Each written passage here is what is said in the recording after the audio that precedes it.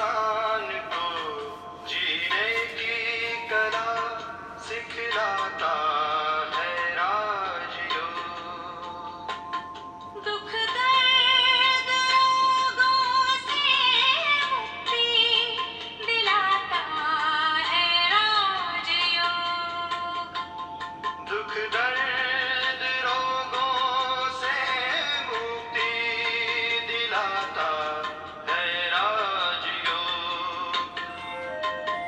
इंसान को जीने की कला सिखलाता है राजयोग।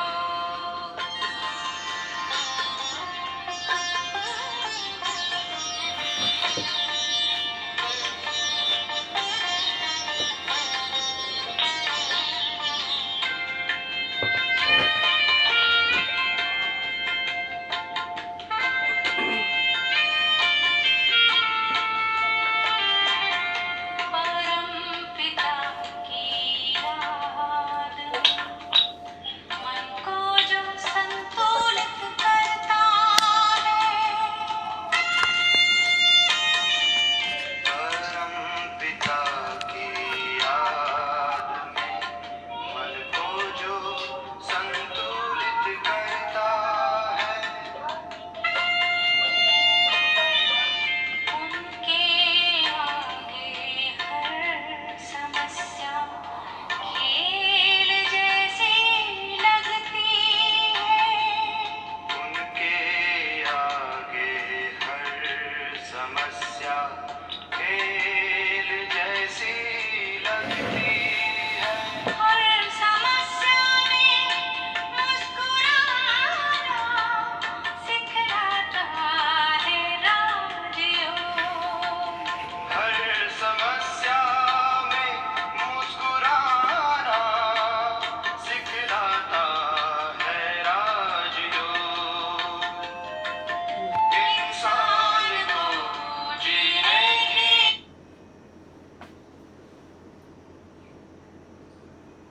ओम शांति। अभी अभी हम सभी ने सुना, इंसान को जीवन जीने की कला सिखलाता है राजयोग। तो इस राजयोग की जीवन जीने की कला में आप सबका स्वागत है। तो सबसे पहले हम जानेंगे कि इस राजयोग शिविर के द्वारा हमें क्या प्राप्ति हो सकती है। राजयोग 7 डेज इस कोर्स में आप सभी जुड़े हुए हो, तो हमें ये जानना बहुत जरूरी है कि ये कोर्स हमें क्यों करना चाहिए और इस कोर्स से हमें क्या फायदा हो सकता है। तो राजयोग ध्यान मेडिटेशन ये एक ऐसा कोर्स है जो हमें आंतरिक परिवर्तन की कला सिखाता है। कई हमारे ऐसे संस्कार होते हैं जिस संस्कार के कारण हमें अपने आप को भी बहुत दुख होता है। हम एक प्रॉब्लम बन जाते हैं अपने परिवार के लिए, अपने सदस्यों के लिए। तो उसे हम कैसे परिवर्तन करें जो हम अपने आप से भी संतुष्ट रहें और हम अपने परिवार को भी संतुष्ट रखते हुए खुश रख सकते हैं। इस राजयोग का दूसरा फायदा है हम अपने परिवार में सुख, शांति, एक प्रसन्न वातावरण, आनंदमय जीवन जी सकते हैं।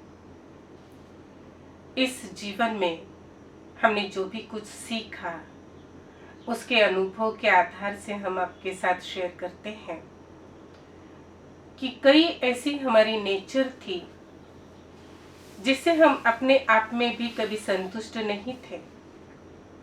जब मुझे सही ज्ञान का पता चला, सही मार्गदर्शन मिला, ध्यान के द्वारा मन का बल प्राप्त हुआ, जिसके द्वारा मैंने अपने आप का परिवर्तन किया।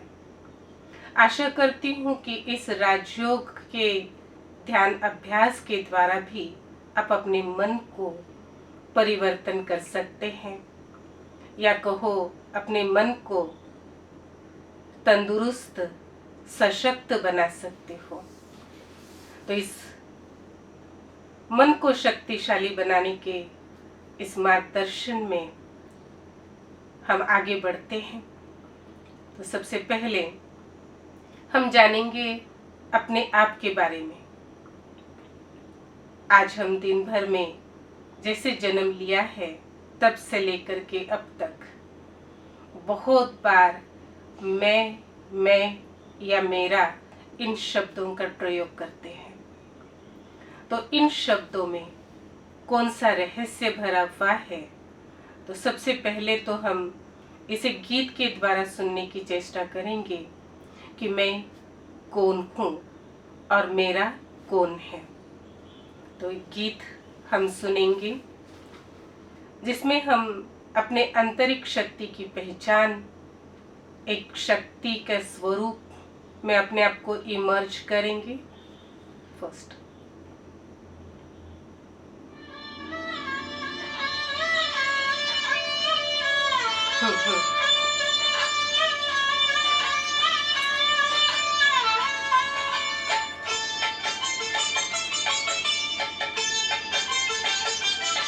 इस गीत को ध्यान से सुनते हुए इसका बोध लें।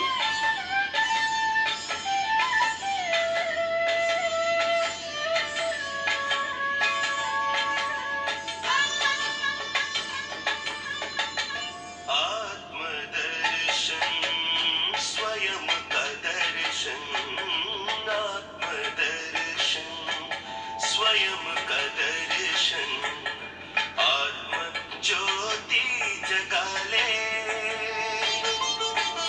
बुझी हुई जगा कर ज्योति, स्वराज फिर पाले। आत्मदर्शन स्वयं का दर्शन।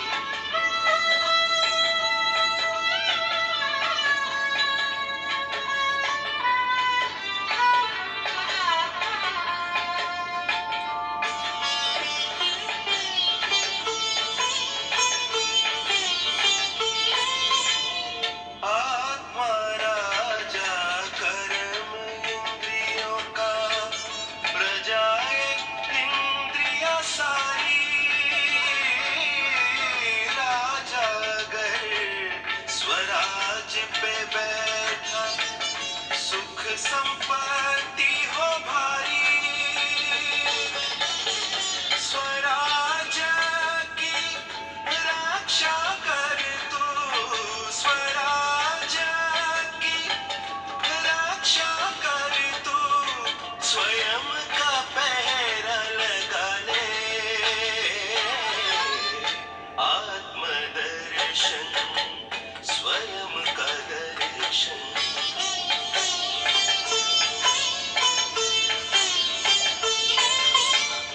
तू रथ तन यह तेरा, आगे मन रूपी घोड़ा, पकड़ बुद्धि की लगाम हाथ में, संस्कारों वश दौड़ा, भूला राही अपने पथ को, भूला राही अपने पथ को, स्वदर्शन से पाले। आत्मदर्शन स्वयं का दर्शन, आत्मदर्शन स्वयं का दर्शन, आत्म ज्योति जगा ले, बुझी हुई जगा कर ज्योति, स्वराज फिर पाले। आत्मदर्शन स्वयं का दर्शन।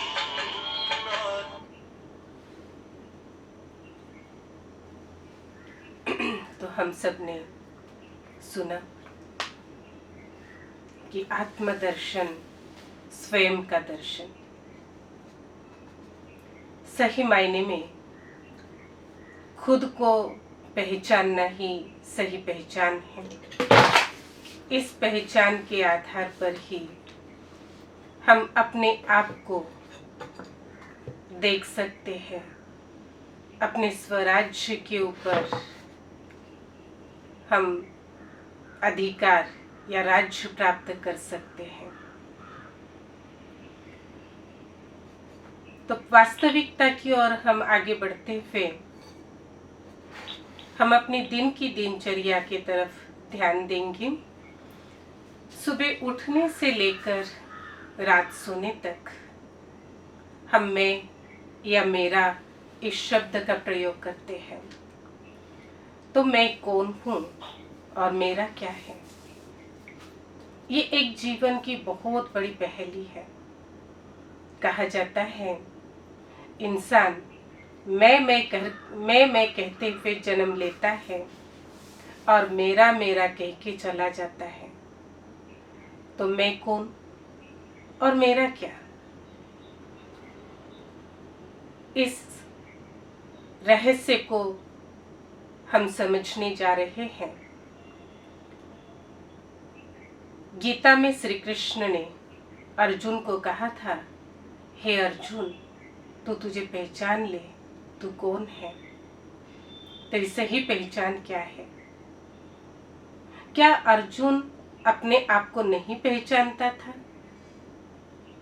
या कहीं महात्मा गण, कहीं आध्यात्मिक गुरु हमें यही मार्गदर्शन देते हैं, अपने आप को पहचानो, अपने आप को समझो। तो कौन हूं मैं? क्या है मेरा? तो ये एक आध्यात्मिक और आंतरिक शक्ति की पहचान है कि मैं कौन हूं। तो मैं परमात्मा के बताए हुए महावाक्य के अनुसार मैं शरीर नहीं हूं। मैं संपूर्ण शरीर को धारण करने वाली मैं शरीर नहीं हूं, लेकिन मैं एक चैतन्य, अजर, अमर, अविनाशी शक्ति हूं। मैं वो अविनाशी शक्ति हूं जिस शक्ति के आधार पर मैं इस पूरे शरीर को चला रही हूं। तो मैं एक चैतन्य शक्ति आत्मा हूं। मुझ आत्मा में अनेक जन्मों के कर्मों की रिकॉर्डिंग भरी हुई है। एक लाइट ऑफ पॉइंट, एक बिंदु स्वरूप में आत्मा हूँ। मैं चैतन्य शक्ति इन 3 शक्तियों से बनी हुई हूँ, मन, बुद्धि और संस्कार। मन जो है वे एक विचार शक्ति है, जिस मन में अनेक प्रकार के विचार उत्पन्न होते हैं। बहुत सारी कैटेगरीज इस विचारों के माध्यम से स्पष्ट होती है, लेकिन हम स्पेशली 3 बातों के तरफ, 3 विचारों के तरफ ध्यान देंगे जो जनरली हम देखते हैं, अनुभव करते हैं। मन एक विचार शक्ति है और ये विचार शक्ति में 3 कैटेगरीज आती है, सकारात्मक, नकारात्मक और न्यूट्रल। इन 3 विचारों के माध्यम से हम वर्तमान में कर्म करते हैं। हमारे मन के अंदर जिस भी विचारों की तरंगे क्रिएट हुई हैं या जो भी मन में विचार उत्पन्न हुए हैं, उस मन को दिशा देने का कार्य करती है हमारी ये बुद्धि।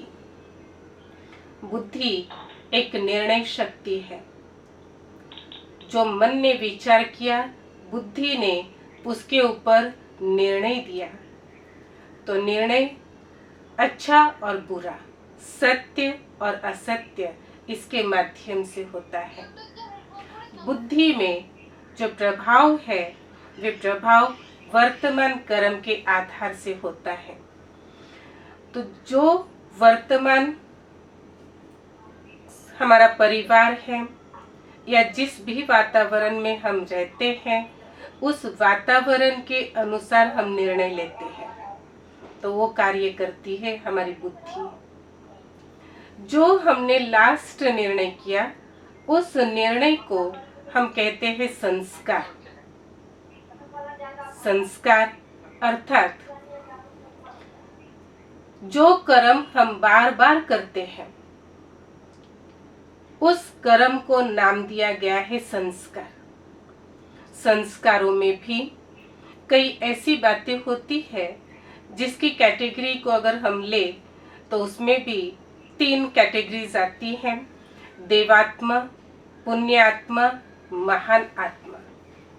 देवात्मा हम उसे कहते हैं जो हमेशा सबको सुख देता है, उस व्यक्ति को हम कहते हैं ये देवात्मा है। जो हमेशा सबके सुख के लिए सोचेगा, सुख के लिए कर्म करेगा, वह है देवात्मा। उसके संस्कार के आधार पर उसको नाम दिया गया देवात्मा। पुण्य आत्मा जो अपने पुण्य का खाता दूसरों को देने के लिए तैयार है, दूसरे के सुख के लिए, दूसरे के साथ के लिए, दूसरे के आनंद के लिए वे अपना आनंद त्याग देता है, तो वो है पुण्य आत्मा। जो दूसरों के लिए जी रहा है उसे हम कहते हैं पुण्य आत्मा। और तीसरी कैटेगरी है कि जो इन दोनों से भिन्न है, वे भिन्नता है जो अपने लिए जीता है, अपने सुख के लिए जीता है, अपने स्वार्थ के लिए जीता है, जिसे हम कहते हैं पाप आत्मा। पाप आत्मा स्वार्थी, दूसरे के दुख का, दूसरे के फीलिंग्स का उसको कोई भी मतलब नहीं है, उसे हमने कहा पाप आत्मा। जो अपने सुख के लिए जिए लेकिन दूसरों को दुख देकर के जी रहा है, उसे हम कहते हैं पाप आत्मा। तो ये संस्कारों के अनुसार हमने जो कर्म किए, उस कर्म के अनुसार आत्मा को नाम दिया गया पाप आत्मा, पुण्य आत्मा, देव आत्मा। ये संस्कार हमारा व्यक्तित्व बनाता है। इसलिए तीनों भी जो शक्तियां हैं, मन, बुद्धि और संस्कार, इन तीनों से मिल जाती है एक चैतन्य शक्ति आत्मा। और ये आत्मा जब तक हमारे शरीर में है तब तक हमें जीवात्मा कहा जाता है। जीव और आत्मा, जीव मीन्स इस पंच तत्व के देह को कहा जाता है जीव, प्राणमय ऊर्जा, जो पंच तत्व के साथ बनी हुई है: आकाश, वायु, तेज, पृथ्वी और पानी। इन पंच तत्व के आधार पर हमारा ये शरीर बनता है। इन पंच तत्वों की प्राणमय ऊर्जा को जब चैतन्य शक्ति आत्मा मिल जाती है, प्लस हो जाती है, तो उसे हम जीवात्मा, मनुष्य कहते हैं। और उस समय हम मनुष्य आत्मा इस शरीर में होते हुए सुख, दुख, शांति, अशांति, यह हर प्रकार की भोगना को भोगते हैं। हर प्रकार की सुख दुख की फीलिंग को हम महसूस करते हैं जब आत्मा इस शरीर के मध्य में है। परंतु यही आत्मा जब शरीर से भिन्न हो जाती है, अर्थात शरीर से मुक्त हो जाती है, तो उसे कहा जाता है हड्डी मांस का पुतला, अर्थात डेड बॉडी। आत्मा है तो उसे कहा गया मनुष्य, आत्मा नहीं है तो उसे कहा गया एक निर्जीव डेड बॉडी। तो आत्मा है तो हमारी वैल्यू है, शरीर है तो हमारे मनुष्य तत्व की वैल्यू है। जब ये दोनों मिल गए तो हमारी जीवन शक्ति कहो या जीवन क्रिया हमारी स्टार्ट हो जाती है। आत्मा शरीर के बिना कुछ नहीं कर सकती है और शरीर आत्मा के बिना कुछ नहीं कर सकता है। जब दोनों का प्लस हो तब कहेंगे जीव आत्मा। और इस जीव आत्मा की जो वास्तविकता है निराकार और साकार।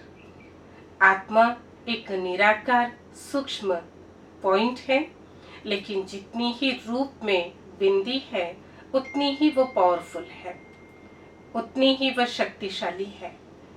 शरीर निर्जीव होते हुए भी जब आत्मा उसमें प्रवेश करती है तो उस शरीर की वैल्यू बढ़ जाती है।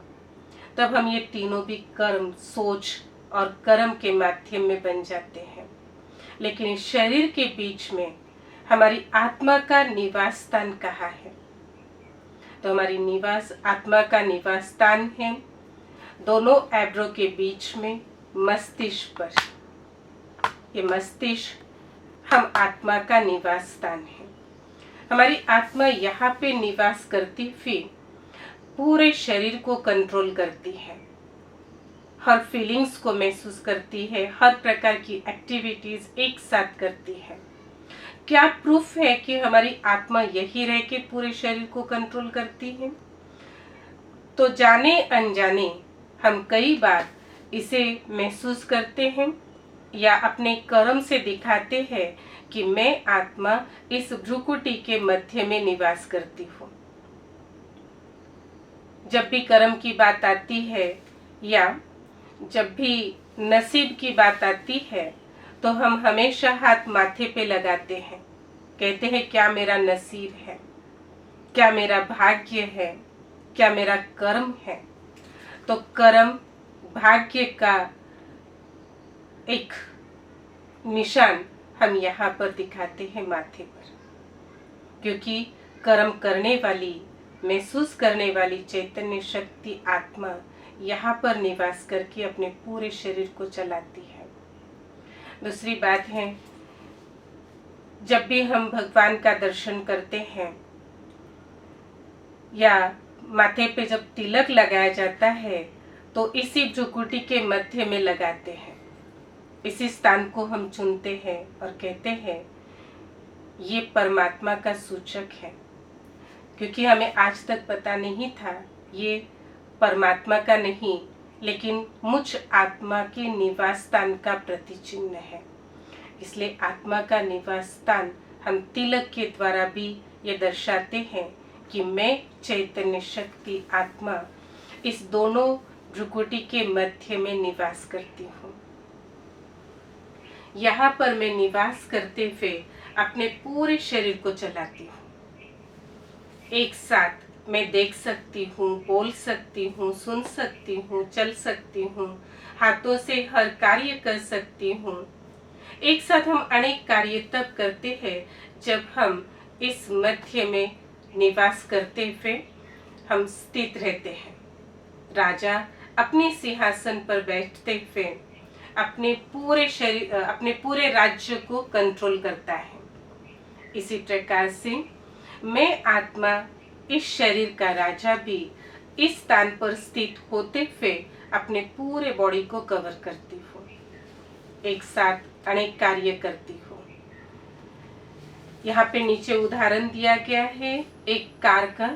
जैसे एक कार ड्राइवर होता है तो वो आगे बैठकर ही कार को पूरी रीति से कंट्रोल करता है, कार को चलाता है। उसके सामने शीशा है, हॉर्न है, ब्रेक है, वो हर इंस्ट्रूमेंट अपने सामने रखते हुए उसे हैंडल करता है। ये नहीं हो सकता कि पीछे बैठ कर के वो गाड़ी को कंट्रोल करे। इसी प्रकार से मैं आत्मा भी आत्मरूपी सिंहासन पर अकाल तख्त पर विराजमान होते हुए इस पूरे शरीर को चलाती हूँ। अब बात आती है कि मैं इस शरीर रूपी तत्व में जो हमारे 5 तत्व है, इस 5 तत्व की प्रकृति को किस प्रकार से चला रही हूँ। जो फिजिकल हमारी बॉडी है, जैसे मैंने शुरू में भी कहा कि 5 तत्व से मिश्रित ये हमारा शरीर है। आकाश अर्थात पोलार है, एक पोकली है, जिस तत्व के द्वारा हम अपने वाणी को, ध्वनि को कंट्रोल करते हैं या चलाते हैं। इसलिए कहा गया है कि वाणी अर्थात एक आकाश है। जब हम रेडियो पे न्यूज़ सुनते थे तो यही कहा जाता था, हम आकाशवाणी से बोल रहे हैं। तो आकाशवाणी मुख के लिए बोध किया जाता है। इसी प्रकार से हमारे शरीर में 80% 80% पानी की मात्रा है। तो पानी हमारे शरीर का मुख्य हिस्सा भी है। कहा जाता है कि हम पानी के बिना नहीं रह सकते। भले हम भोजन के बिना एक दिन निकाल सकते हैं या कई दिन भी निकाल सकते हैं, लेकिन पानी के बिना हम एक दिन भी नहीं रह सकते। तो पानी तत्व भी हमारे शरीर के लिए उतना ही महत्वपूर्ण स्थान है। इसी प्रकार से अग्नि, शरीर का तापमान कई मात्रा में हमें आवश्यक है, उसकी भी एक मेजरमेंट होती है। उस शरीर में हीट की भी आवश्यकता होती है, तो जिससे हमारा डाइजेशन सिस्टम कंट्रोल होता है, या डाइजेशन सिस्टम में बहुत बड़ा इसका एक भाग माना गया है। इसलिए अग्नि तत्व, हम जो भी दिन भर में खा रहे हैं, पी रहे हैं, उसको डाइजेस्ट करने की जो क्षमता है वे हमारी अग्नि तत्व के साथ जुड़ी हुई है। इसी रीति से वायु, वायु अर्थात हवा, ऑक्सीजन, हम अन्न के बिना रह सकते हैं, पानी के बिना भी कई बार हम कुछ समय के लिए रह सकते हैं, लेकिन हवा अर्थात ऑक्सीजन के बिना हमारा रहना संभव नहीं है। इसलिए वायु तत्व, तो आकाश, वायु, अग्नि, पानी और इसी प्रकार से इन पंच तत्व के बीच में हम अपने पूरे शरीर को चलाते हुए हमारी चैतन्य शक्ति आत्मा जो है वह इन पंच तत्व से भिन्न है। पंच तत्व के शरीर में रहते हुए भी पंच तत्व से भिन्न है। गीता में कहा गया है कि आत्मा एक ऐसी चैतन्य शक्ति है जिसे अग्नि जला नहीं सकती है, पानी डुबो नहीं सकता है, उसे किसी भी धातु से हम काट नहीं सकते हैं। ऐसी वो आत्मा एक अजर अमर चैतन्य शक्ति है। लेकिन यही चैतन्य शक्ति जब हमारे शरीर के मध्य में प्रवेश करती है तो वो अपने 7 गुणों के साथ, अपने वास्तविकता के साथ हमारे जीवन क्रिया में कार्य करती है। तो जैसे शरीर के ये पंच तत्व हैं, इसी प्रकार से आत्मा के 7 मौलिक गुण भी हैं। वे मौलिक गुण, उसकी वैल्यू जो है वे उसके गुणों से की जाती है। आत्मा शांत स्वरूप है, प्रेम स्वरूप है, आनंद स्वरूप है, शक्ति स्वरूप है। उसके ये जो गुण है उस 7 गुणों से परिपूर्ण उस आत्मा की ऊर्जा को माना गया है। आज व्यक्ति अगर प्रैक्टिकल अपने जीवन को अगर देखे तो उसमें बताया जाता है कि इंसान कितना भी शांत हो लेकिन चाहता है कि संगठन में रहे, परिवार के मध्य में रहे। पूरा एकांत वो कभी नहीं चाहेगा, उसको कभी आवाज भी चाहिए, कभी शांति भी चाहिए, क्योंकि आवाज में आना इस स्थूल शरीर का स्वभाव है और आवाज से परे रहना ये आत्मा का स्वभाव है। इसलिए बहुत ज्यादा क्राउडेड एरिया में भी आत्मा चाहती है कि मुझे शांति मिले, सुख मिले, क्योंकि वो आत्मा का निजी गुण है। तो आत्मा जब अपने गुणों के साथ यहाँ पर इस साकार लोक में जब प्रवेश करती है तो अपने वैल्यूज को